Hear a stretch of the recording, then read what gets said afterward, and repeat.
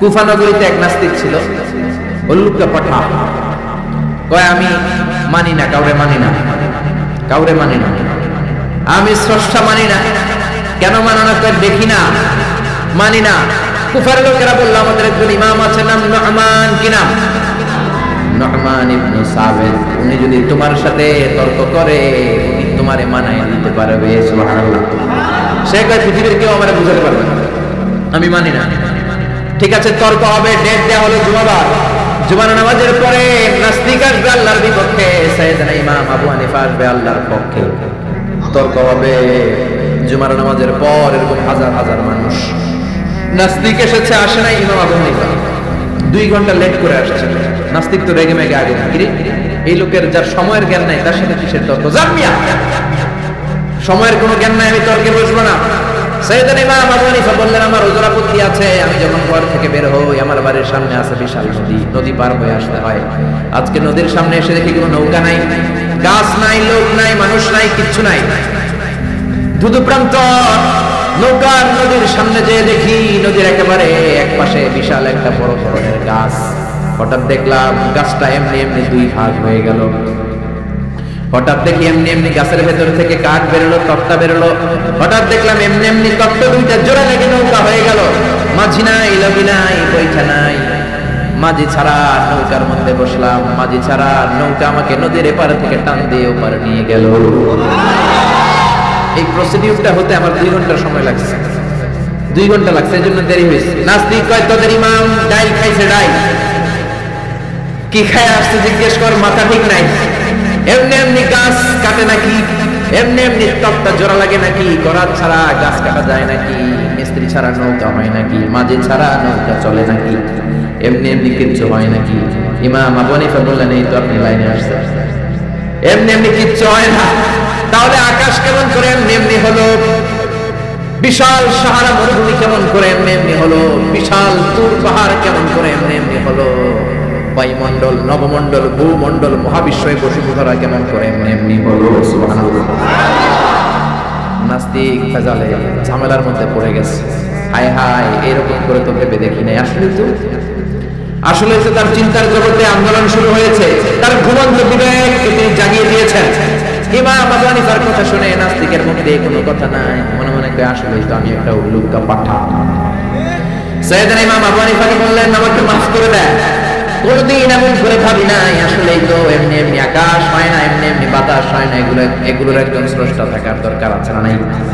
নাস্তিক বলে ও নু'মান ইবনে সাবিত, আর দেরি করার দরকার নাই, আমাকে আপনি পড়িয়ে দেন লা ইলাহা ইল্লাল্লাহু মুহাম্মাদুর রাসূলুল্লাহ সাল্লাল্লাহু। কালিমা পড়ে মুসলমান হয়েছে। এজন্য ওয়াজাতিলকুম বিল্লাতি হিয়া আহসান। আপনি হিকমতের সাথে, প্রজ্ঞার সাথে, বুদ্ধিমত্তার সাথে, ইন্টেলেকচুয়াল পাওয়ার খাটিয়ে নাস্তিকদের সাথে তর্ক করবেন, তাহলে ওদেরকে হেদায়েতের রাস্তায় তুলে দিতে পারে কে? এই নাস্তিকদের জন্য কিছু ডোজ, কিছু মেডিসিন আল্লাহ সূরাতুল মুলকে দিয়েছে। যদি শেষ পর্যন্ত এরকম নীরব হয়ে আপনারা বসে থাকেন, আমরা একসাথে শুনবো। পড়েন ইনশাআল্লাহ, আর জোরে ইনশাআল্লাহ। সূরাতুল মুলক মাক্কি সূরা, আয়াত মাত্র 30টা, 29তম পারার প্রথম সূরা, রুকু আছে 2টা। কয়টা? মুলক মানে হচ্ছে ক্ষমতা, মুলক মানে পাওয়ার, মুলক মানে কিংডম, মুলক মানে অথরিটি, মুলক মানে সভরেনিটি। আল্লাহ শুরু করলেন তাবারাকাল্লাযী বিয়াদিহিল মুলকু ওয়া হুয়া আলা কুল্লি শাইইন কাদির। সুমহান সেই সত্তা যার হাতে ক্ষমতা, আর ওয়া হুয়া আলা কুল্লি শাইইন কাদির, তিনি সব কিছু করতে পারেন। তিনি কে? খেয়াল করে বুঝবেন। আল্লাহ বললেন বিয়াদিহিল মুলকু, তাবারাকাল্লাযী, সুবহান সেই আল্লাহ, বিয়াদিহিল মুলকু, তার হাতে ক্ষমতা। ক্ষমতা কার হাতে? জোরে কোন কার হাতে? নাকি আপনাদের হাতে? আপনারা তো কোন সব ক্ষমতার মালিক। আমি খায়া ফেলাম, সব খায়া ফেলে, সব ক্ষমতার মালিক আমি, আমার দাপট। আল্লাহ কয় তোর কোনো দাপট নাই, দাপট কার? বিয়াদিহিল মুলকু, ক্ষমতার মালিক তিনি, আমাদের কোনো ক্ষমতা নাই। ক্ষমতার মালিক হলেন আমাদের আল্লাহ, ঠিক কি না? কিসের আবার আমাদের ক্ষমতা? আমরা তো দুর্বল। ওয়া খুলিকাল ইনসানু দাঈফা, আমাদেরকে দুর্বল করে বানালো কে?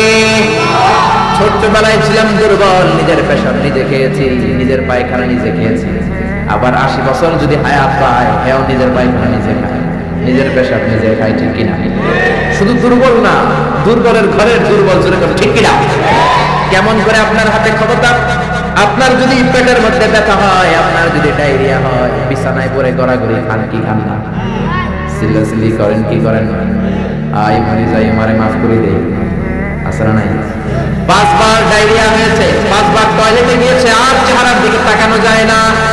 এতদিন কইতে আমার এলাকা, এখন কয় আমারে মাফ করে দেয়। মাফসান কি জন্য? আপনার যখন ডায়রিয়া হবে আপনি বলবেন সব ক্ষমতার মালিক আমি। কপাল পোড়া, চিল্লায় করে, ঠিক কিনা? কোনো ক্ষমতা নাই। অসুস্থ হলে, দুর্ঘটনায় পড়লে, বিপদে যখন আমরা পড়ি, তখন বোঝা যায় আমাদের কত ক্ষমতা, ঠিক কিনা? এখন যদি একটা ভূমিকম্প হয়, একজনকেও খুঁজে পাওয়া যাবে না, শব্দ বাঁচার জন্য, ঠিক কিনা? নেপালে আমাদের কিছু সেলিব্রিটিরা, নায়ক নায়িকারা শুটিং এর জন্য গিয়েছে নেপালে। গত বছর নেপালের কাঠমান্ডুতে বিশাল একটা ভূমিকম্প হয়েছে না? এরা যে হোটেলে উঠছে, পরের দিন পাহাড়ের উপরে শুটিং। পাহাড়ে 10টার দিকে যখন উঠলো, উইটা শুটিং শুরু করছে। দুনিয়াকে মজা লেলো, দুনিয়া তোমারই। আল্লাহকে মজা জনমের মতো লয়ে আলো, আমি খেলা দেখাইতেছি। আল্লাহ পুরো কাঠমান্ডুটাকে, শহরটাকে নাড়াই দিলেন। পাহাড়ি শহর তো। নায়িকারা বলতেছে হঠাৎ আমরাও নাচতেছি, পাহাড়ও নাচতেছে। এরপরে আমরা নাচ থামাইলাম, কিন্তু পাহাড় থামায় না, পাহাড় নাচতেছে। এবার আমরা শুয়ে পড়লাম, জমিনের মধ্যে বসে পড়লাম, পাহাড় দুলতে শুরু করেছে। বুঝতে পারলাম ভূমিকম্প। মাত্র 2 কিলোমিটার দূরে আমাদের রেখে আসা হোটেল, হোটেলে আমাদের জিনিসপত্র লাগে, কাপড় চোপড়। হোটেলের দিকে তাকায় দেখি 1 সেকেন্ডের ব্যবধানে পুরো হোটেলটা মাটির সাথে মিশে মেশাকা। এক ভূমিকম্পের ধাক্কায় পুরো হোটেলটা মেশাকা, চিল্লায় পড়ে, আল্লাহু আকবার। নেপালে যারা ভ্রমণ করেছেন দেখবেন বড় বড় মূর্তি পদ্মাসনে বসে থাকে। ইরানের উপরে, ইরানের উপরে এইভাবে বসে থাকে। বিশাল বড় বড় মূর্তিগুলোর সামনে দুধ আছে, কলা আছে, আম আছে, মিষ্টি আছে, নাই কিন্তু কিচ্ছু খাইতে পারে না, জোরে কোন, ঠিক কিনা? যারা সকালবেলায় মিষ্টি দেয়, রাতের বেলায় চুরি করে ওরাই খায়, ঠিক কিনা? যতগুলো মূর্তি ছিল সব শেষ। এই মূর্তির সামনে যে ওরা বলতো ওম শান্তি ওম, কিন্তু মূর্তিগুলাই শেষ। যাদের কাছে তোমরা চাও তারাও দুর্বল, যারা চায় তারাও দুর্বল। সবল একজন, তিনি কে? পুরো কাঠমান্ডু শহরটারে আল্লাহ নাস্তানাবুদ করে দিলেন। এক লোক রাস্তায় বসে কাঁদে, চিৎকার করে, সাথে 2টা বাচ্চা। সবাই তারা জিজ্ঞেস করে কাঁদেন কেন? প্রশ্ন করলেই খালি চোখের পানি ছাড়ে। সাংবাদিকরা, টেলিভিশনের লোকেরা এসে বলে আপনার কি হয়েছে, কাঁদেন কেন, কি নাম? কয় আমার নাম অমুক, আমি এই এলাকার সবচেয়ে প্রতাপশালী লোক ছিলাম। গতকালও আমার 2টা 5তলা বাড়ি ছিল, 2টা গাড়ি ছিল, 3টা শপিং মল ছিল, টাকার কোনো অভাব নাই। ভূমিকম্পের ধাক্কায় সব মাটির ভেতরে নিয়ে গেছে কে? গতকাল আমি প্রতাপশালী, আজকে আমি ফকিরের ঘরের ফকির, ঠিক না? কিচ্ছু নাই। ছেলেগুলোর খাওয়াবো কি? ত্রাণের খাবার নেওয়ার জন্য লাইন ধরেছি। প্রতাপশালী মানুষ ধাক্কাধাক্কি করতে পারি, খাবারও জোটে না। গত 3 দিন আমার পেটের ভেতরে কোনো দানা পানি পড়ে নাই। কি খাওয়াবো ছেলেগুলারে? এরকম ভূমিকম্প দিয়ে বাংলাদেশটারও আল্লাহ শেষ করে দিতে পারে কি পারে না? ক্ষমতার মালিক একজন, তিনি কে? আর কোনদিন বলবেন আমরা ক্ষমতার মালিক? পিছন থেকে কেউ যদি বলে হুজুর সাপ, প্যান্ডেলের ভেতরে কি সাপ, ভয় লাগে? আমি দুষ্টামি করে বলছি, তাতে অনেকে ভয় পেয়ে গেছে। আসলে যদি একটা সাপ ফস করে আসে, একটাও থাকবে না। মিছিল দিয়ে একটা কোরআন বাস্তবায়ন করে ফেলাম। সাপ ফস করলে আমি নাই, আসরা নাই। বোমা হামলা যখন হয় সমাবেশের মধ্যে, সমাবেশের শুরুর দিকে গরম গরম ভাষণ সব উল্টে ফেলাম। একটা পেট্রোল বোমা মারলে কাউরে খুঁজে পাওয়া যায়? আরে রিক্সার টায়ার পাংচার হলে লোক লাভ দিয়ে ওঠে। আমি কত লাভ দিছি? আমি তো বিভিন্ন জায়গায় তাফসীর মাহফিলের জন্য বিভিন্ন জায়গায় যাই। গতকাল ছিল আমার কক্সবাজার, আগামীকাল ঢাকা, পরশু কিশোরগঞ্জে। এই যে আমরা যে ঘুরি, রাতে অনেক সময় দুর্ঘটনা ঘটে, দেখি যে লরি ট্রাকগুলো পড়ে আছে, আবার ট্রাকের টায়ার পাংচার হয়ে যায়। আমি কত লাভ দিয়ে উঠছি। ড্রাইভারের জিজ্ঞেস করি আওয়াজ কিসের? কারণ টায়ার পাংচার হয়েছে। এক টায়ার পাংচারে আধারি লাভ দিয়ে ওঠে। সবার একই দশা, দুর্বল, কোনো ক্ষমতা নাই। ক্ষমতার মালিককে সবচেয়ে ক্ষমতা দেখায় বর্তমানে যে বেয়াদবটার নাম কি? Donald Trump. ওর একটা ভাষণে কে যেন একটা আওয়াজ করছিল নাকি আল্লাহু আকবার বলছিল। লাভ যে 3টা দিছে দেখছিলাম, তারা স্পেশাল সিকিউরিটি ফোর্সে সেটা স্যার আমরা আছি। ভাই আমি তো নাই। কে আওয়াজ করলো? ভাই স্যার ভিতরে ঢুকেন। 3-4টা টাইনা ধরে ভিতরে ঢুকাইছে। একজন বিয়ে বলে একটা বাঁশিতে ফুল দিছে, আরেকজন কইছে আল্লাহু আকবার, ট্রাম্পের পায়জামা গরম করে দিছে কে? আপনি যত ক্ষমতার অধিকারী হন, বিপদে পড়লে জিকির করতে হয় একজনের, তিনি কে? এজন্য আল্লাহ বললেন তাবারাকাল্লাযী বিয়াদিহিল মুলকু ওয়া হুয়া আলা কুল্লি শাইইন কাদির। সুমহান সেই সত্তা যার হাতে ক্ষমতা, ক্ষমতা কার হাতে? আমাদের ক্ষমতা নকল ক্ষমতা, আসল ক্ষমতার মালিক কে? আমরা প্রধানমন্ত্রী হলে, প্রেসিডেন্ট হলে কোন দেশে ক্ষমতায় বসে 5 বছরের মেয়াদে, কোন দেশে বসে 10 বছরের মেয়াদে। আল্লাহ ক্ষমতায় বসছে কয় বছরের মেয়াদে? 20 বছর, 50, 100, আজীবন মেয়াদ। সুবহানাল্লাহ কইবেন না? আল্লাহ বলেন হুয়াল আউয়ালু ওয়াল আখিরু ওয়াল যাহিরু ওয়াল বাতিন ওয়া হুয়া বিকুল্লি শাইইন আলীম। আমি প্রকাশ্য, আমি গোপন, আমি প্রথম, আমি শেষ। অনাদিকাল থেকে আমি আল্লাহ ক্ষমতার চেয়ারে বসা, অনন্তকাল পর্যন্ত থাকবো। তিনি কে? আমাদের মতন আর 5 বছরের মেয়াদ নেই, 5 বছর শেষ, আবার জরুরি অবস্থা, সেনা মোতায়েন, নির্বাচন, আবার আমার ভাই তোমার ভাই। আল্লাহর কি সিস্টেম? জোরে বলেন, জোরে বলেন। আমার আল্লাহর আজীবনের মেয়াদ চিল্লায় এখন ঠিক কিনা? আবার পৃথিবীর অনেক দেশের ডেমোক্রেটিক সিস্টেমে ক্ষমতায় আসতে হয়, মানে ভোটে দিতে আসা লাগে। আল্লাহ তো ভোটে দিতে আসছে নাকি? আল্লাহ ভোটে আসছে। আবার অনেক দেশের ডিক্টেটরশিপ, স্বৈরাচারী পদ্ধতিতে ক্ষমতায় বসে। আল্লাহ কি স্বৈরাচারী পদ্ধতিতে আসছে? আবার কোন দেশে মোনার্কি, রাজতন্ত্র, রাজার পোলা রাজা। আল্লাহর বাবা ছিল রাজা, এজন্য আল্লাহ রাজা। এজন্য আল্লাহ বলে খবরদার, কুল হুয়াল্লাহু আহাদ আল্লাহুস সামাদ লাম ইয়ালিদ ওয়া লাম ইউলাদ ওয়া লাম ইয়াকুল লাহু কুফুয়ান আহাদ। আমি জন্ম দেই নাই, কারো কাছ থেকে জন্ম নেই নাই, চিরকাল আমি ক্ষমতার চেয়ারে বসা, ঠিক কি না? এজন্য আল্লাহ বললেন তাবারাকাল্লাযী বিয়াদিহিল মুলকু ওয়া হুয়া আলা কুল্লি শাইইন কাদির। সুমহান সেই সত্তা যার হাতে ক্ষমতা, ক্ষমতা কার হাতে? আবার বাংলাদেশের রাজনৈতিক প্রেক্ষাপটে জোট যার বড়, ক্ষমতা তার বড়। জোরে কোন ঠিক কিনা? এদেশে জোটের রাজনীতি আছে না নাই? প্রথমে শুরু হলো 4 দলীয় জোট, বুঝতেছেন? এরপরে কত? 14 দলীয়, তারপরে 20 দল, এবার মহাজোট, সামনে হবে মহাজোট, ঠিক কিনা? আল্লাহ তো জোটে ক্ষমতা আসছে, আল্লাহ এরকম জোট করে আসছে, কোয়ালিশন করে আসছে। আল্লাহ বলেন ওয়ালাম ইয়াকুল লাহু শারীকুন ফিল মুলকি ওয়া কাব্বিরহু তাকবীরা। আমি আল্লাহর জোট নাই, আমি আল্লাহর শরীক নাই, আমি আল্লাহর ক্ষমতায় কোনো অংশীদার নাই, আমি একাই সব ক্ষমতার মালিক। সুবহানাল্লাহ। এজন্য কখনো বলবেন না ক্ষমতার মালিক আমরা, বলবেন ক্ষমতার মালিক কে? আবার পৃথিবীতে দেখবেন অনেক দেশে আন্দোলন করে ক্ষমতার চেয়ার থেকে নামানো যায় কি যায় না। আমি মিশরে ছিলাম 5 বছর, হোসনি মুবারক প্রেসিডেন্ট, ওরা আন্দোলন করে ওনাকে ক্ষমতার গদি থেকে নামায় ফেলেছে। তো আমরাও তো একটা চমৎকার আন্দোলন করলে আল্লাহর নামায় ফেলতে পারবো না? জিনেরা যদি বলে আমরা মানুষের সাথে আছি, আল্লাহর মানি না, পারবো? ফেরেশতারা যদি বিদ্রোহ করে তাহলে পারবো? তাহলে পারবো না। আল্লাহ বলে ওয়া আন্নাকুম গায়রু মুজিজিল্লাহ,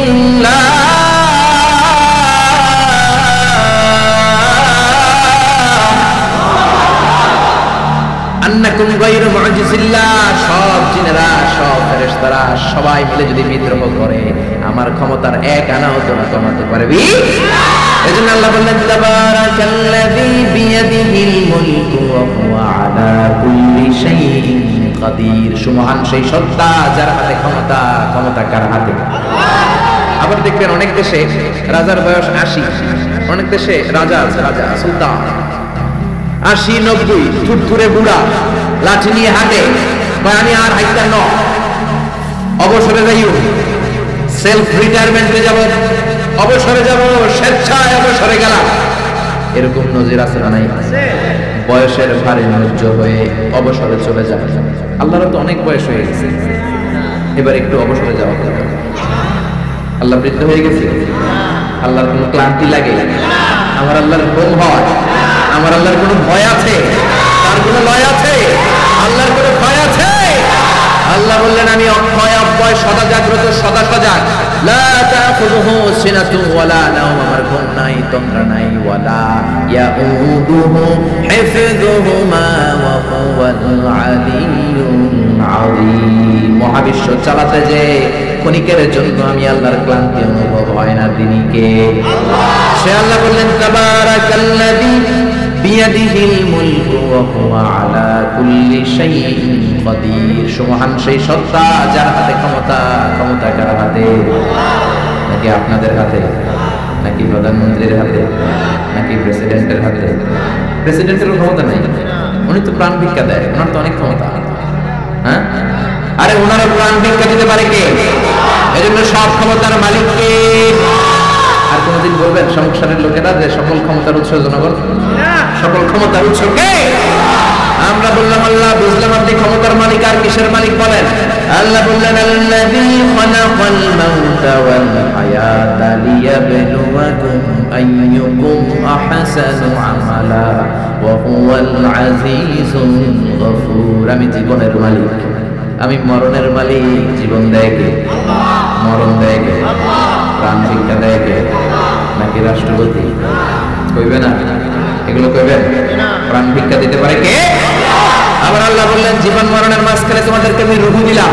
এই রূহ কেউ দেখে নাই, রূহকে ছুঁতে পারে নাই, ধরতে পারে নাই। রূহের সাইজ কত, ওজন কত, কালার কি জানেন আপনি? দেখছেন কেউ?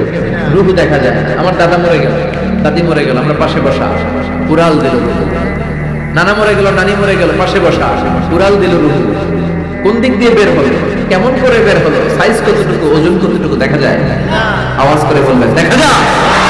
আল্লাহ বলেন কিয়ামত পর্যন্ত রূহ নিয়ে গবেষণা করলেও তোরা খুঁজে পাবি না, কারণ তোদের জ্ঞান হলো লিমিটেড, সীমিত। আনলিমিটেড জ্ঞান একজনের, তিনি কে? এজন্য মক্কার কাফিররা বলল মুহাম্মদ রূহ কারে বলে, আমাদেরকে বলো। বিশ্বনবী বলতে পারে না, কারণ বিশ্বনবী মন গড়া বলে না। আল্লাহ যখন শিখিয়ে দেন, আল্লাহর শেখানো কথাগুলো বিশ্বনবী বলে। জোরে করে ঠিক কিনা? বিশ্বনবী আকাশের দিকে তাকিয়ে আছে। সাইয়েদনা জিবরাইল কোরআনের আয়াত নিয়ে এসে বললেন, ও নবী আপনি বলে দেন, কুলির রূহু মিন আমরি রাব্বি ওয়া মা উতীতুম মিনাল ইলমি ইল্লা কালিলা। বলেন আল্লাহু আকবার। রূহ হলো আল্লাহর আদেশ। জোরে বলেন কার আদেশ? এই রূহ ঢুকে কার আদেশে? বের হয় কার আদেশে? এই রূহ কেমন আমরা কি দেখতে পারবো নাকি? বানাতে পারবো নাকি? আমরা সুফিয়া বানাতে পারবো, আমরা রোবট বানাতে পারবো, কিন্তু রূহ বানাতে পারবো? সুফিয়া পাস নাই। আবার সৌদি আরব নাকি সিটিজেনশিপ দিচ্ছে, সব বাইরে থেকে কন্ট্রোল করে। কি হাস্যকর বিষয়! আরে আমাদের বুয়েটের ছাত্ররা এর চেয়ে ভালো রোবট বানাতে পারে। বলো ঠিক না? পুরো জাতির জন্য লজ্জা, চুয়েটের জন্য লজ্জা, রুয়েটে যারা পড়ে তোমাদের জন্য লজ্জা, বুয়েটের জন্য লজ্জা। বিদেশ থেকে রোবট আনার দরকার। আবার নতুন নিয়ম করছে ঢাকার অভিজাত এলাকায় রেস্টুরেন্ট গুলাতে ওয়েটার হবে রোবট। রোবট এসে খাবার দিবে, রোবট এসে পানি দিবে। আমগো দেশে মনে হয় মানুষের অভাব, কপাল পোড়া। যুবকদের এমনি চাকরি নাই, এমনি চাকরি নাই, বেকারত্বের অভিশাপে আমরা মরছি। ওইখানে ঢুকাইছে রোবট। ঠিক না? আবার রোবট বানিয়েছো ভালো, জরুরি কাজ করবা, কিন্তু চেহারা দিয়েছো কেন? কিয়ামতের দিন রোবট যারা বানিয়েছে, বিশেষ করে নাক দিয়েছে, মেয়েদের মতো ঠোঁট দিয়েছে, পার্লারিং করেছে, তাদেরকে কিয়ামতের দিন আসামির কাঠ গড়ায় দাঁড় করাবে কে? যারা এটা পৃষ্ঠপোষকতা করেছে আল্লাহর দরবারে মুআখাযা আছে না নাই? এজন্য খবরদার, এটা আরেক ধরনের শিরক। এখান থেকে কিছুদিন পরে শুরু হবে মূর্তি। চিল্লায় এখন ঠিক না? এজন্য আল্লাহ বললেন খবরদার, রূহের মালিক আমি। হাজার হাজার প্লেন বানাতে পারে, রোবট বানাতে পারে, সুফিয়া বানাতে পারে, কিন্তু রূহ বানাতে পারে নাকি? বলেন। বিষ্ণু বললেন কুলির রূহু মিন আমরি রাব্বি। রূহ হলো আল্লাহর পক্ষ থেকে আদেশ। আল্লাহর আদেশে আসে, আল্লাহর আদেশে চলে যায়। কেউ এটা বের করতে পারবে? আমেরিকার এক বিজ্ঞানী কয় আমি পারবো, কিন্তু বছরের পর বছর গবেষণা করে রূহ পায় না, রূহ খুঁজে পায় না। রূহকে আসলে পাওয়া যাবে? জোরে বলেন। আল্লাহ তো বলেই দিয়েছে তোমাদের জ্ঞান লিমিটেড। ওমা উতীতুম মিনাল ইলমি ইল্লা কালিলা। রূহের মালিক আমি, খুঁজে পাবা না। সে কয় আমি পামু, রূহ আমি ধইরা ছাড়ু, রূহ আমি আবিষ্কার করে ছাড়ব, নোবেল প্রাইজ আমি পাবো, নোবেল লরেট। কিন্তু গবেষণা করে মরা মানুষের পাশে বৈশা থাকে সারা রাত, হঠাৎ মরা মানুষ মইরা বেশি দেয়, কিন্তু রূহ খুঁজে পায় না। সুবহানাল্লাহ পড়েন। হঠাৎ করে মানুষ মরে যায়, কিন্তু রুহু আর সে পায় না। এবার সে আবিষ্কার করলে এক কাজ করি, গ্লাস ফিটিং করে একটা রুম বানাই, ওই রুমের ভিতরে কিছু মুমূর্ষু রোগী ঢুকাই, তাহলে তো রুহু উড়াল দিতে পারবে। গ্লাস ফিটিং করা, টেম্পার্ড গ্লাস, সীসা ঢালাই করা, ওটা দিয়ে কিছু বেরোতে পারে, বুলেট প্রুফ গ্লাস। এবার আইসিইউ থেকে মুমূর্ষু রোগী আনা হলো। আইসিইউ চিনেন তো, যে ইন্টেনসিভ কেয়ার ইউনিটে অক্সিজেন দিয়ে রাখে। মেডিকেল টিমের প্রধান বলে, ইউনাইটেড স্টেটস অফ আমেরিকার মেডিকেলের প্রধান, কয়েক গ্লাস ফিটিং করা রুমের ভিতরে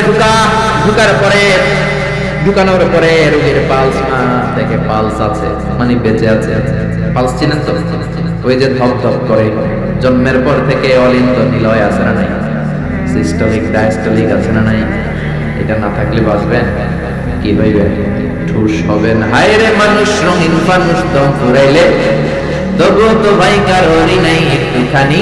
হায় রে মানুষ, রঙিন ফানুষ, রঙিন ফানুষ, হায় রে মানুষ। আল্লাহু আকবার। রুহু খুঁজে পাওয়া যাবে না, রুহু ধরার জন্য গ্লাস ফিটিং করা রুমের ভিতরে মুমূর্ষু রোগী ঢুকানো হবে। চেক দ্য বিপি, বিপি মানে ব্লাড প্রেশার মাপো, ওকে। চেক হিজ ওয়েট, ওজন মাপো। ওজন স্কেলে শোনানোর পরে মুমূর্ষু রোগীটার ওজন দেখা গেল 80 কেজি। কয় কেজি? সবাই বলেন কয় কেজি? এবার মেডিকেল টিমের প্রধান বলে, গ্লাস বন্ধ কর, অক্সিজেনের মাস্ক খুলে নে। সবাই বলল অক্সিজেন খুলে ফেললে মরে যাবে। মেডিকেল টিমের প্রধান কয়, মরু না, মরলে রুহু পাবো কেমনে? আমার রুহু লাগবে। কি লাগবে? সবাই বলে। মাস্ক খোলা হলো, ছটফট করতে করতে লোকটা মরে যায়। এবার লাশ বের করা হলো। বের করার পরে বিপি চেক করে, মানে ব্লাড প্রেশার। মরার পরে আর থাকে? ধাক্কাটা থাকে, কিন্তু ওজন থাকে কি থাকে না? টিমের প্রধান বললো, ওজন চেক কর। ওজন স্কেলে শোয়ানো হলো। মরার আগে ওজন ছিল কয় কেজি? এখন ওজন দেয়া দেখে হয়ে গেছে 78 কেজি। কয় কেজি কমছে? কয় কেজি? টিমের প্রধান কয়, পাইছি। কি পাইছেন? কয় ওইটা। কয় কোনটা? কয় রুহু। কেমনে পাইলেন? মরার আগে ছিল 80 কেজি, মরার পরে 78 কেজি, তার মানে কমছে 2 কেজি। যে এইটা উড়াল দিছে এই 2 কেজি, ওইটাই রুহু পেয়েছি, আমি পেয়েছি। কিন্তু বিজ্ঞানীদের নিয়ম হচ্ছে একটা এক্সপেরিমেন্ট করে আপনি ফাইনাল জাজমেন্ট দিতে পারবেন, আরো নমুনা সংগ্রহ করতে হবে। আরেকটা মুমূর্ষু রোগী ঢুকা, বিপি চেক কর, বিপি আছে, ওজন মাপ, ওজন 70 কেজি।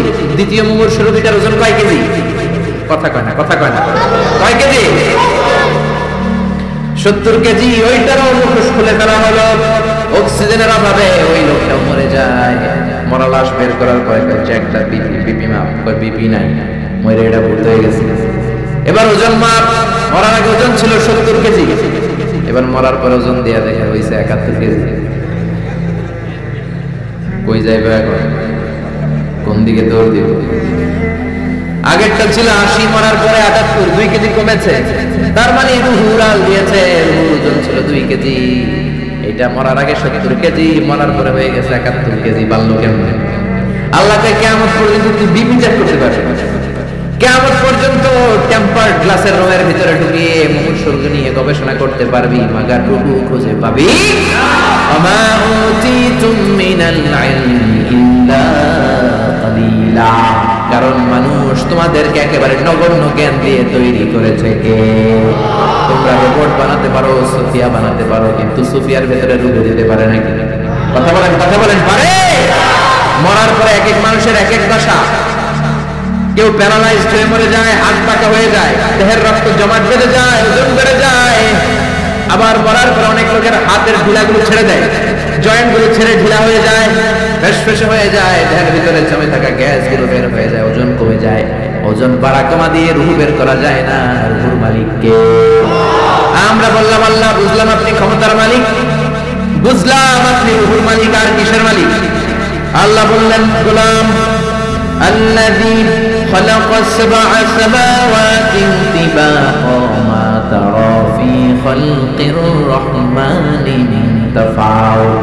মাথার উপরে আকাশের দিকে নজর করে তাকা, বিশাল আকাশটারে বানিয়েছে কে?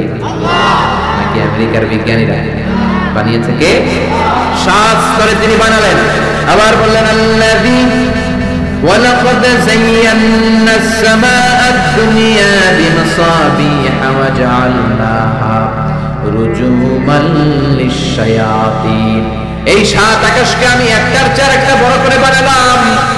প্রথমে বানালাম প্রথম আকাশের মহাশূন্য, তারপরে প্রথম আকাশ, তারপরে দ্বিতীয় আকাশের মহাশূন্য, তারপরে দ্বিতীয় আকাশ। একটার চেয়ে একটা বড় না ছোট?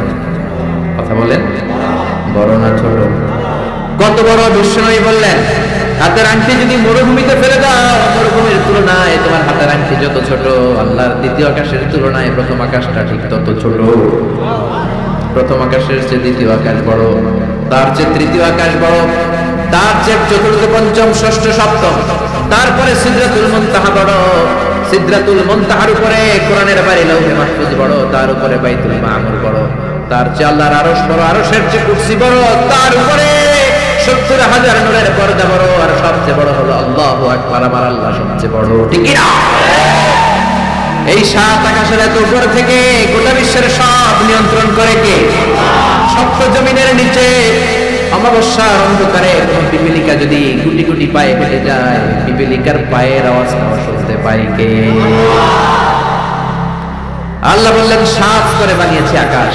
আপনারা যে দেখেন বা বিজ্ঞানীরা যে রকেট নিয়ে এদিক সেদিক যায়, স্যাটেলাইট লঞ্চ করে, লঞ্চিং দ্য স্যাটেলাইট, এগুলো কিন্তু আকাশে নয়, এগুলো আকাশের মহাশূন্য।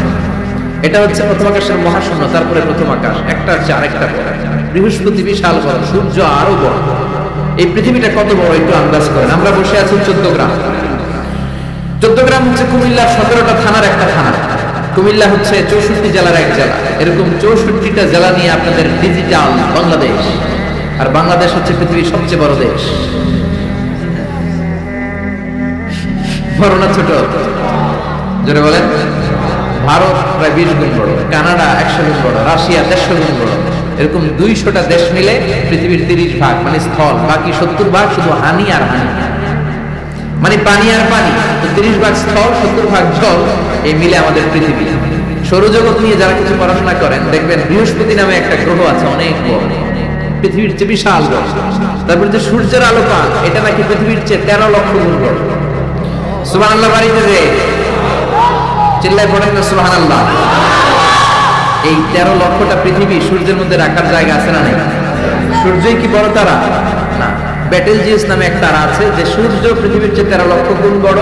ওই বেটেলজিউস তারা ওই সূর্যের চেয়ে 33 কোটি গুণ বড়।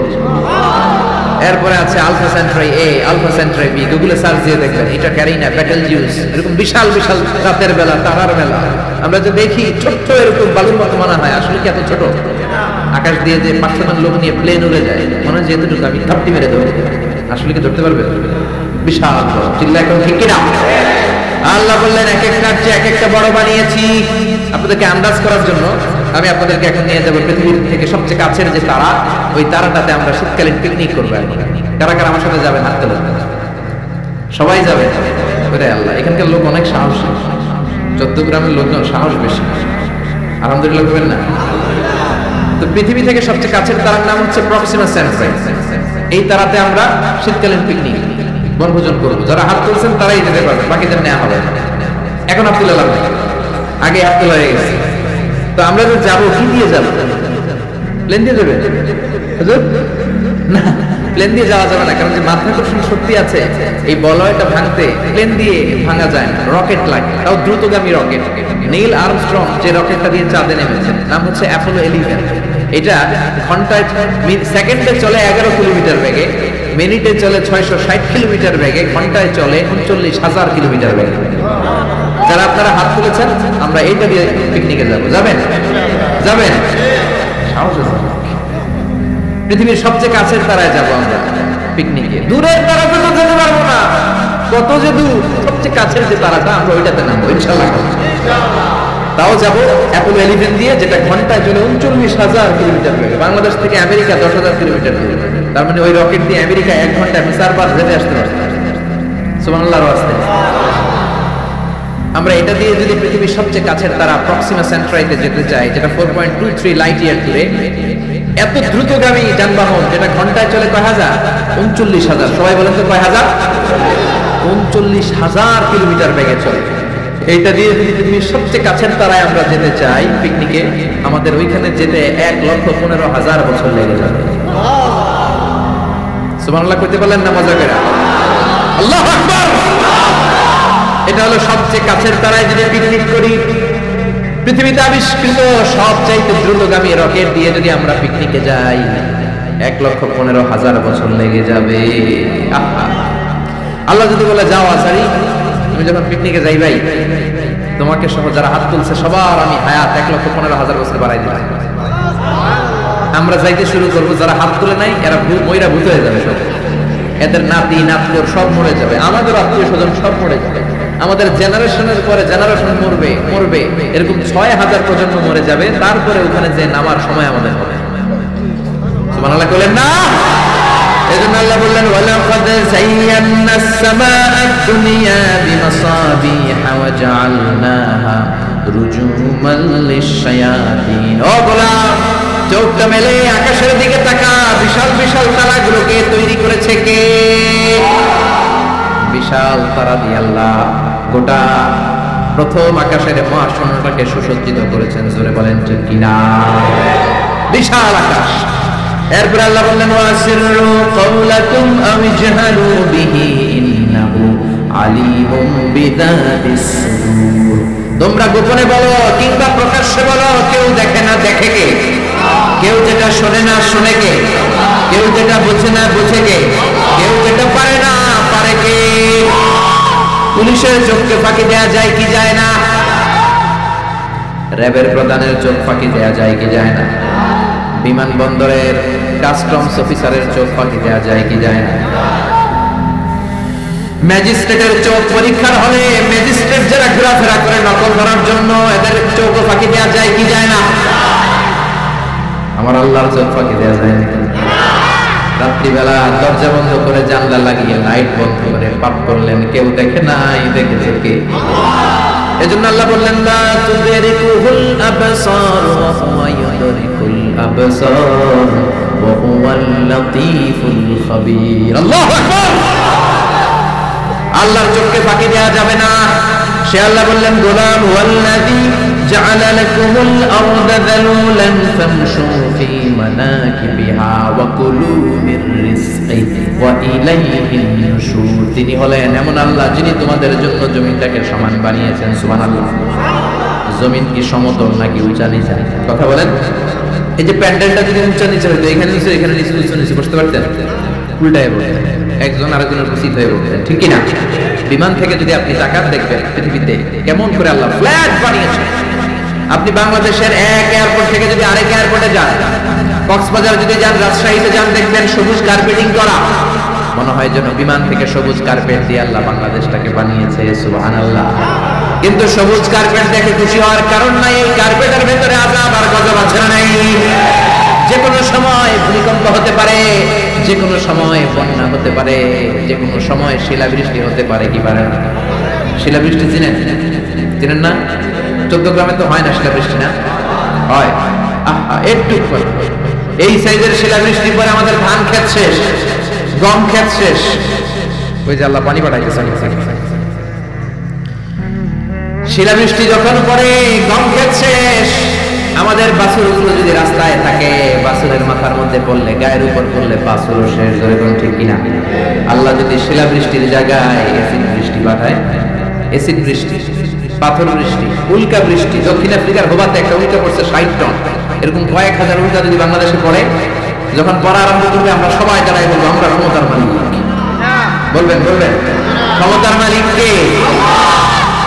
আল্লাহ বললেন চমৎকার সবুজ কার্পেটিং দেখে দেব না, তোমরা বেঁচে যাবা।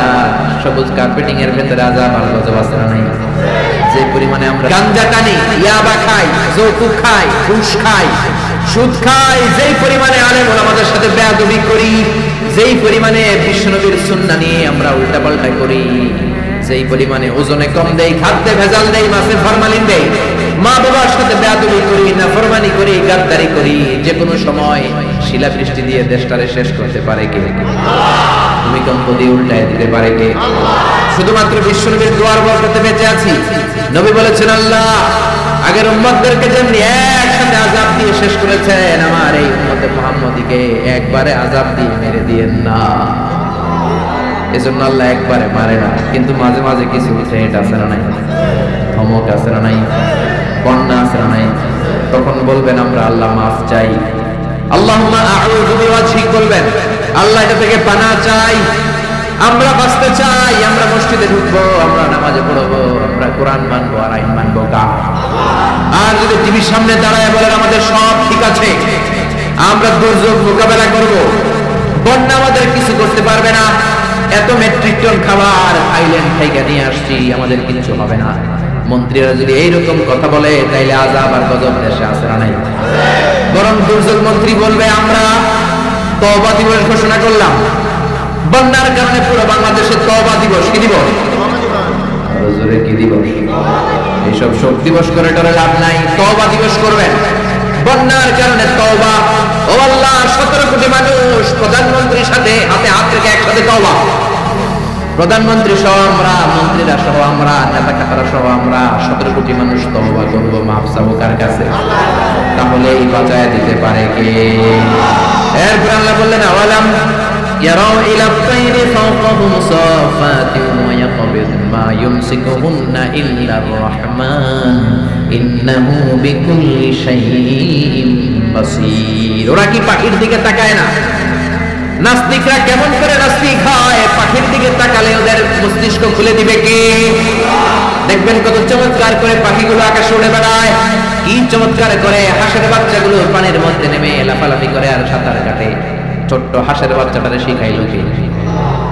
তারপরে ছোট্ট বাছুর দেখবেন জন্মের পরে দাঁড়াতে শেখানোর পরে মায়ের ওড়ানের মধ্যে ছোট্ট বাছুরটা ঢুল মারে কি মারে না? পরে কে শিখাইলো যে এখানে ঢুল মারলেই তো রিজিক বেরোবে, তোর খাবার এখান দিয়ে বেরোবে? তিনি কে? সে আল্লাহ বললেন নাস্তিকগুলো কি পাখির দিকে তাকায় না? পাখির দিকে তাকালে তো মানুষ অবাক হয়ে যাবে। পাখিগুলো কেমন করে ডানা মেলে রাখে, সাফাতিন ওয়া ইয়াকবিদনা, আবার ডানা চাপটায়, আবার জমিনে নেমে আসে। পাখির কথা কোরআনে আছে না নাই? আব্রাহার বস্তি বাহিনীকে পাখি দিয়ে মক্কার ওয়াদি মুহাসসারে নাস্তানাবুদ করেছে কে? আবার কাবা ভাঙতে এলে পাঠাওয়া বাবিল, দাও খোদা দাও মায়াবার মরদরজ দিল। সুবহানাল্লাহ পড়ে। আল্লাহ বললেন ওয়া আরসালা আলাইহিম তায়রান আবাবিল। লোহিত সাগরের উপর থেকে ঝাঁকে ঝাঁকে পাখি পাঠিয়ে আব্রাহার বাহিনীকে ধ্বংস করে দিল কে? ওই আল্লাহ আসরা নাই। এই ক্ষমতা আগের চেয়ে কমে আসছে, আগের চেয়ে একটু দুর্বল হয়ে গেছে। আল্লাহ বললেন আমি সাইজ করে দিলাম আব্রাহার বাহিনীকে। আবার সুলাইমান নবীকে স্পেশাল একটা পাখি দিলাম, সুলাইমান নবীর সিংহাসন উড়ে পাখিটা উড়ে। সুবহানাল্লাহ। কি নাম ওই পাখি? কি নাম? মাশাআল্লাহ, এই দেশের মানুষদের ইসলামের সাধারণ জ্ঞান অনেক বেশি। ওয়াজ মাহফিল যে কত বড় ইউনিভার্সিটি আপনি কল্পনাও করতে পারবেন না। পৃথিবীর কোনো দেশে এগুলো নেই। এই তাফসীর মাহফিল কোথাও নাই, কোথাও নাই। আমি তো অনেকগুলো দেশ ঘোরার সুযোগ হয়েছে, নাই। আর যেগুলো ঘুরি নাই, অনেক বন্ধু বান্ধব আছে, তাদের কাছ থেকে শুনি, কোথাও নাই। ওখানে কনফারেন্স হয়, QA session, questioning answering session হয়, আলোচক দাঁড়ায়, প্রশ্ন করে, উত্তর হয়, শেষ। কিন্তু শীতের মাঠে এরকম তাফসীরুল কোরআন পৃথিবীর কোথাও হয় না। শীতের মাঠে মুফাসসিরগণের হাতে হাত রেখে কালিমা পড়ে মুসলমান হয়, এরকম বিশ্বে কোথাও হয় না। যেরকম ঠিক না? এই জন্য তাফসীর মাহফিলগুলোকে আমাদেরকে ক্লাসের মতো মনে করতে হবে। এখান থেকে যা ইনফরমেশন মেসেজগুলো নিয়ে যাব, সারা বছর আমল করার দরকার আছে না নাই? আল্লাহ হুদহুদ পাখি দিলেন। এই পাখির চোখের পাওয়ার ছিল, জুমিং পাওয়ার ছিল বেশি। এই পাখির কাজ ছিল উপরে দাঁড়িয়ে জমিনের কত ফিট নিচে মিষ্টি পানি পাওয়া যায় সুলাইমান নবীকে রিপোর্ট করে দিতেন। তাকাতেন, নজর করে রিপোর্ট, যেরকম সুবহানাল্লাহ। আবার জান্নাতে যারা ঢুকবে তাদেরকে পাখির ভুনা গোশত খাওয়াবে কে? ওয়ালাহমি তাইরিম মিম্মা ইয়াশতাহুন। যারা জান্নাতে ঢুকবে ফেরেশতারা হুর গিলমানরা ট্রের মধ্যে পাখির গোশত নিয়ে দাঁড়িয়ে থাকবে। কোন সুবহানাল্লাহ। এরকম অসংখ্য পাখির কথা বলে আল্লাহ নাস্তিকদের চিন্তা শক্তিকে নাড়া দিতে চায়। আল্লাহ বলতে চায় পাখির দিকে তাকাও, পাখি কি সুন্দর করে উড়ে বেড়ায়, পাখির দিকে নজর করলে পাখির আল্লাহরে খুঁজে পাবে। চিল্লা এখন ঠিক না? এজন্য আল্লাহ বললেন আওয়ালাম ইয়ারাউ ইলা তাইর, পাখির দিকে কি ওরা তাকায় না? পাখি নিয়ে গবেষণা করে মানুষ প্লেন বানিয়েছে। পাখিকে আরবিতে বলে তয়র। সংসার মাদ্রাসার যারা টিচার আছেন বলেন পাখির আরবি কি? তয়র। তাই না? বিমানের আরবি কি? তয়র। তাইয়া মাতামানি আরবি তাইয়া, তয়র সেম থিং। তার মানে পাখি আরবিও যা, বিমান আরবিও তা। সুবহানাল্লাহ পড়েন। পাখি যখন উড়ে বিমানের মতোই উড়ে, বিমান যেমনি উড়ে পাখিও তেমনি উড়ে। Birds and aircraft, rocket and plane maintain the same flying mechanism while flying. পাখি আর বিমান যখন উড়ে একটা সিস্টেম মেইনটেইন করে উড়ে। এজন্য পাখি নিয়ে রিসার্চ করে বিমানের আবিষ্কার করেছে, কিন্তু আমরা করতে পারি না।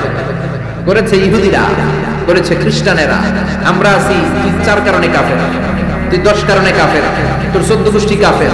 এই কাফের মারা গেলে যেখানে কবর দেয়া হবে ওই কবরে যে ঘাস উঠবে, ওই ঘাস যে গরু খাবে আর ওই গরুর যে দুধ খাবে ও কাফের। এরকম আছে না নাই? আমরা কথায় কথায় বলি জাহান্নামী, কথায় কথায় বলি কাফের। বিষ্ণুই বললেন খবরদার, কাউকে যদি তুমি কাফের বলো তোমারে কাফের বানায় দিবে কে? আমরা আছি ফতোয়া দেয়া নিয়ে ব্যস্ত, কোন আবিষ্কার আমাদের হাতে নাই, সব বিজাতিদের হাতে। উইলভার রাইট অর উইল রাইট, দুই ভাই এই প্লেন বানিয়েছে, অনেক দিনের সাধনা ওদের। পাখি আকাশে উড়ে, আমরা উঠতে পারি না। এই কিউরিসিটি থেকে আপনার পৃথিবীর সব আবিষ্কার, যত ডেভেলপমেন্ট, যত উন্নতি, সব মানুষের কিউরিসিটি। আপনার মধ্যে যদি উৎসাহ না থাকে, আপনার মধ্যে যদি প্রশ্ন না থাকে, কৌতূহল না থাকে, আপনি কোনো উন্নতি জীবনে করতে পারবেন না। ঠিক কি না? ওরা শুধু গবেষণা করে, চিন্তা করে, পাখি উড়ে, আমরা উঠতে পারি না কেন? এখন আমরা পাখির চাইতে আরো জোরে উড়ি, প্লেনে জোরে। কোন ঠিক কি না? পাখিরে আমরা হারাই দিচ্ছি। এই দুই ভাই প্লেন আবিষ্কার করলো 1903 সালে ইউনাইটেড স্টেটস অফ আমেরিকাতে। এখনকার মতো এরকম চমৎকার প্লেন, এয়ারপোর্ট কিচ্ছু ছিল না। ছোট্ট একটা ইঞ্জিন দিয়ে, একটা পাখা দিয়ে এরা উড়াইতে শুরু করছে। কিছুক্ষণ উইরা থপাস করে পড়ে, হাত ভাঙে, পা ভাঙে, তারপরে হাল ছাড়ে না। তারা চ্যালেঞ্জ নিয়েছে যে কোরআনে পাখি নিয়ে গবেষণা করার কথা বলা হয়েছে, নিশ্চয়ই এই গবেষণার ভিতরে আমাদের জন্য কল্যাণ আছে না নাই? আমরা হিন্দি সিনেমা নিয়ে ব্যস্ত, জি বাংলা স্টার জলসা নিয়ে ব্যস্ত, ওরা আছে গবেষণা নিয়ে ব্যস্ত। ঠিক কিনা? গবেষণা করতে করতে দুই ভাই চলে গেল ফ্রান্সে, ইউরোপের একটা দেশ। ওখানে যে ফ্রান্সের এক রাজার অর্থায়নে বানিয়ে ফেললো প্লেন, পৃথিবীর প্রথম যে প্যাসেঞ্জার প্লেন এক শহর থেকে আরেক শহরে নেমেছে, এটা হচ্ছে ইউরোপের ফ্রান্সে। জোরে কারণ আল্লাহু আকবার। পূরণ হয়ে গেল মানুষের স্বপ্ন, এখন মানুষও ওড়ে, তবে পাখির গতিতে না, পাখির চেয়ে দ্রুত গতিতে। জোরে কোন ঠিক কিনা? এজন্য পাখি নিয়ে গবেষণা করতে আল্লাহ বলেছেন হাজার রকমের পাখি আমি বানিয়েছি। জোরে কোন ঠিক কিনা? কত ধরনের পাখি যে আল্লাহ বানিয়েছেন। নর্থ আমেরিকাতে একটা পাখি পাওয়া যায়, এটার নাম হচ্ছে হামিং বার্ড, পৃথিবীর সবচেয়ে ছোট পাখি। এই পাখিটা যখন বড় হয়, এটার সাইজ হয় মাত্র 3 ইঞ্চি 4 ইঞ্চি এরকম সাইজ হয়, এত ছোট্ট পাখি। এই পাখিটা প্রতি সেকেন্ডে টানা ঝাপটায় 80 বার। পৃথিবীর সব পাখি সামনের দিকে উড়ে, এই হামিং বার্ড সামনে উড়ে, পিছনের দিকে উড়ে। চিল্লায় এখন সুবহানাল্লাহ। আলপস পর্বতমালার পাশে আলপিন সুইফট বার্ড আছে। সুইফট বার্ড, এই পাখিটা একবার আকাশে উড়া শুরু করলে টানা 8 মাস আকাশে উঠতেই থাকে, জমিনে নামে না। আবার জমিনে একবার নামলে কিছুক্ষণ কাজ সেরে আবার উড়াল দিয়ে আবার শূন্যে 8 মাস। সুবহানাল্লাহ। বাড়িতে যে আরেক পাখি আছে হোমা বার্ড, এই পাখি উড়ন্ত অবস্থায় ডিম পাড়ে। এই ডিম জমিনে পড়ার আগেই ডিম ফুটে বাচ্চা বের হয়ে বাচ্চা আবার উঠতে শুরু করে দেয়। এজন্য পাখির কথা কোরআনে বলেছে কে? দুই ভাই প্লেন বানানোর পরে গোটা বিশ্বব্যাপী বিভিন্ন ধরনের এয়ারলাইন্স আছে না নাই? আমাদেরও একটা আছে না নাই? কি নাম? বিমান বাংলাদেশ এয়ারলাইন্স। সবাই কয় বেঈমান বাংলাদেশ এয়ারলাইন্স।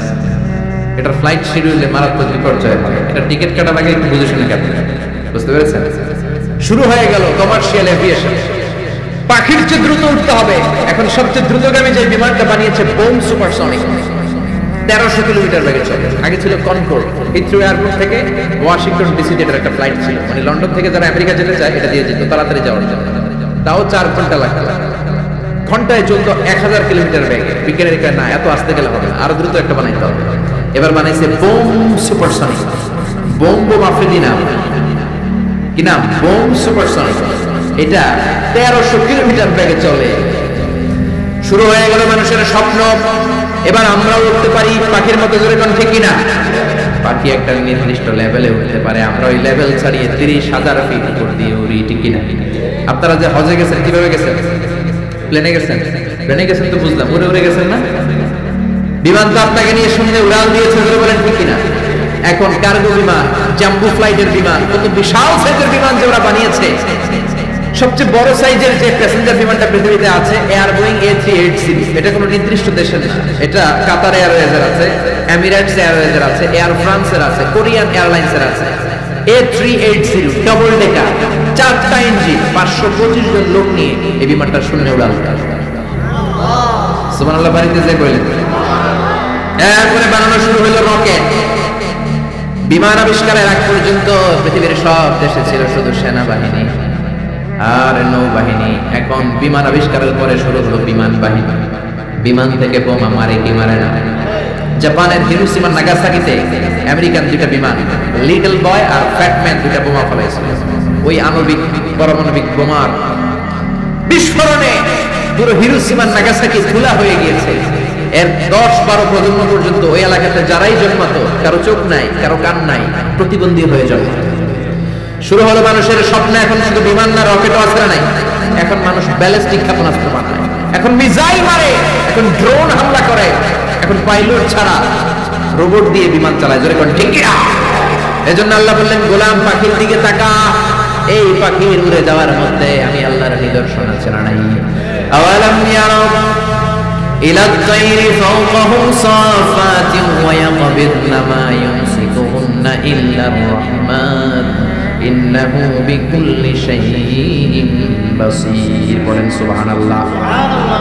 এরপর আল্লাহ সূরাটা শেষ করলেন, কুল আরাআইতুম ইন আসবাহা মাউকুম গাওরান ফামান ইয়াতিকুম বিমাইন মাঈন। বলো দেখি সবে, শুকাইয়া যদি যায় এই পৃথিবীর পানি, তাহলে হেথায় তটনির ধারা কে দিবে সবারে আনি? ঘুম থেকে উঠে দেখলেন টয়লেটে পানি নাই, টিউবওয়েল চাপলেন পানি নাই, পুকুরে যেয়ে দেখেন পানি নাই, এবার টয়লেট করবেন কেমনে? ব্রাশ করবেন কি করে? পানি খাবেন কোথা থেকে? পৃথিবীর কোথাও যদি পানি না থাকে আপনারে বাঁচাবে কে? নাকি আপনাদের খাদ্যমন্ত্রী, প্রধানমন্ত্রী? বাঁচাতে পারে একজন, তিনি কে? সে আল্লাহ বললেন, আমি পানির মালিক। পানির অপর নাম জীবন, আবার পানির অপর নাম মরণ। নূহ আলাইহিস সালামের জামানাতে গাদ্দারি করার কারণে এই বৃষ্টির পানি দিয়ে বন্যা করে নূহ আলাইহিস সালামের কওমের বেয়াদবগুলোরে ধ্বংস করে দিল কে? তার মানে পানি হচ্ছে জুনদুম মিন জুনুদিল্লাহ, আল্লাহর সৈনিক। এই সাগরের পানি আল্লাহর সৈনিক। আল্লাহ যদি বলে 20 ফুট তুফান হয়ে কক্সবাজারে আঘাত হান, একটা ধাক্কা মেরে সাউথ এশিয়ার বাংলাদেশ, পাকিস্তান সহ সবগুলো দেশের মানুষগুলোকে একটা ধাক্কা মেরে সাগরের ভেতরে নিয়ে যেতে পারে কি পারে না? তার মানে পানি আল্লাহর সৈনিক, আগুন আল্লাহর সৈনিক, বাতাস আল্লাহর সৈনিক। আল্লাহ যদি পানি না দেন, পানি বানানোর ক্ষমতা কারণে যেরকম ঠিক কিনা? আবার আল্লাহ বললেন, পানি থেকে গোটা বিশ্বের যত প্রাণ আছে, প্রাণগুলোকে তৈরি করেছে কে? ওয়াজআলনা মিনাল মাই কুল্লা শাইইন হাই আফালা ইউমিনুন। পৃথিবীতে যত প্রাণী আছে পানি থেকে বানালেন কে? মানুষকে বানিয়েছেন প্রাণী থেকে, বাঘকে বানিয়েছেন প্রাণী থেকে, পাখিকে বানিয়েছেন প্রাণী থেকে। এই পৃথিবীতে যত প্রাণ আছে পানির কারণেই আছে। মঙ্গল গ্রহে পানি নাই, তাই প্রাণ নাই। যাতে কোনো পানি নাই, প্রাণও নাই। জুপিটারে পানি নাই, প্রাণও নাই। মঙ্গল গ্রহে পানি নাই, প্রাণও নাই। যেখানে পানি আছে ওই জায়গায় প্রাণের সঞ্চার। পানি থেকে সব বানালেন কে? পানি না থাকলে কোনো প্রাণ থাকতো? বিজ্ঞানীরা বলে পৃথিবীর প্রথম যে প্রাণটা হয়েছে সেটার নাম অ্যামিবা। কি নাম? ছোট্ট, it's a very small unicellular organism found in the world. পৃথিবীর সবচেয়ে ছোট্ট এককোষী জীবকণা। বিজ্ঞানীরা বলে অ্যামিবা এসেছে পানি থেকে। তারপর বিভিন্ন স্পিসিস, প্রজাতিগুলো ডেভেলপ করেছে। এসেছে জুপ্লাঙ্কটন, ফাইটোপ্লাঙ্কটন, ব্যাকটেরিওপ্লাঙ্কটন, হিলিওপ্লাঙ্কটন। এজন্য কোরআনে আল্লাহ সেটাই বললেন, ও দুনিয়ার মানুষেরা শোনো, তোমাদের জন্মের প্রক্রিয়ার দিকে তাকাও। তোমাদের জন্মটাও এক ফোঁটা পানি থেকে তৈরি করেছে কে? আবার তোমরা যে পানি খাও, লোনা পানি, মিঠা পানি তৈরি করলো কে? মারাজাল বাহরাইনি ইয়ালতাকিয়ানি বাইনাহুমা বারযাখুন লা ইয়াবগিয়ান ফাবিআইয়ি আলাই রাব্বিকুমা তুকাযযিবান। এজন্য পানি দেয় কে? পানি চাইবো কার কাছে?